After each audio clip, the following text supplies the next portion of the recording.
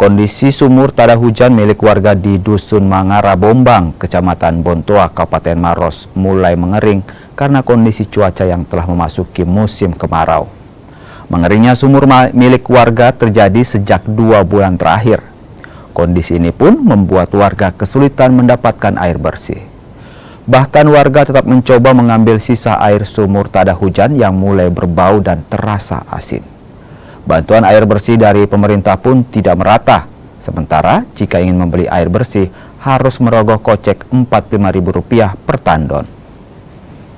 Tapi memang di sini sudah masuk musim kemarau, Bu. Iya. Sudah berapa lama itu musim kemarau? Biasanya itu masuk kemarau itu bulan-bulan 7, 8, paling parah kalau bulan 9. Misalkan ini sudah kering sekali, gimana Bu solusinya? Solusinya itu masyarakat beli air tandon. Beli air. Iya. Untuk harganya sendiri satu tandon berapa, Bu?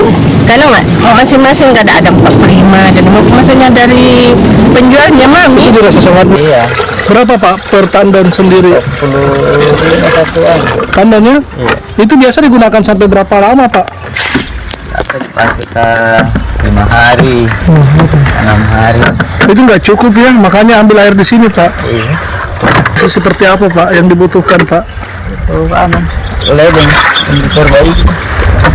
Lancar. Supaya lancar.